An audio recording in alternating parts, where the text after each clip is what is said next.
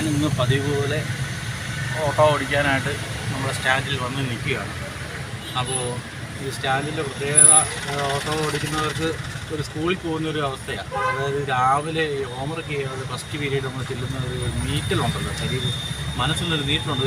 Teacher എന്നാ പറയും, ആ ഒരു നീറ്റിൽ വരുന്നവരാണ് ഫസ്റ്റ് ഓട്ടം കഴിയുന്നതും വരും. ഫസ്റ്റ് ഓട്ടം കഴിഞ്ഞാൽ പിന്നെ നമ്മൾ സ്റ്റാൻഡിൽ ഫിക്സഡായി.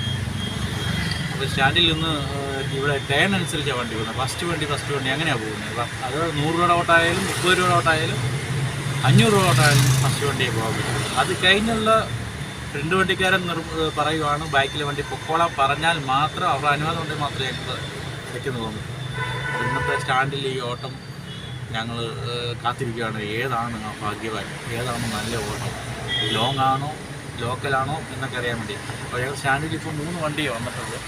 ആ 3 വണ്ടിയിലെ എന്നാ പറയുന്നത് 3 വണ്ടി ഇപ്പോൾ വന്നിട്ടുള്ളൂ. അപ്പോൾ ആ 3 വണ്ടിയിലെ ഒന്ന്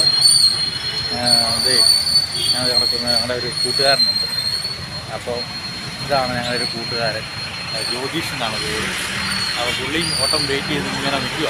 അപ്പോൾ അത് 500 രൂപയുടെ ഓട്ടമാണെങ്കിലും പുള്ളി വേറെ റെഡിയാണ്. ലോങ് ആണെങ്കിലും പോകും. ഇനി 30 രൂപയുടെ ഞങ്ങൾ പൊക്കോളാം. അപ്പോൾ നമ്മൾ ഈ പറഞ്ഞില്ലേ സ്കൂളിലെ ഒരു അവസ്ഥയാണ്. എല്ലാവരും ഈ സ്കൂളിൽ ഹോംവർക്ക് ചെയ്ത് ഫസ്റ്റ് പീരീഡ് കഴിയുമ്പം ആ ഒരു പീരീഡ് കഴിഞ്ഞാൽ പിന്നെ സ്കൂളിൽ ഓക്കെയാണ്.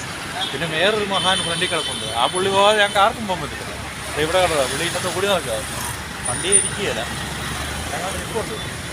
ഓട്ടം ഏത് വശത്ത് ഇടത്തുനിന്നാണ് വലത്തുനിന്നാണ് വരുന്നത് നോക്കിയാണ് നടന്ന് പോയേക്കോ. ഓട്ടം ഓടി വരും. ഓട്ടം ഒരു 30 രൂപ ഓട്ടം വന്നിട്ടുണ്ട്. പുള്ളി ഓടുക, ഓടി നടക്കുക. ഓട്ടം ഏതിലേ വരുമെന്ന് നോക്കുക അങ്ങോട്ടും ഇങ്ങോട്ടും. അപ്പോൾ ഇതൊക്കെയാണ് ഇന്ന് ഇവിടെ ഞങ്ങളുടെ സ്റ്റാൻഡിൻ്റെ പ്രത്യേകതകൾ എന്ന് പറയുന്നത്. അപ്പോൾ വെയിറ്റ് ചെയ്യാമല്ലേ. നിങ്ങൾ ആരെങ്കിലും അറിയാവുന്നവരൊക്കെ ഉണ്ടെങ്കിൽ ഞങ്ങളെ കാണുമ്പോൾ ഒരു ഹായൊക്കെ പറഞ്ഞേക്കണം.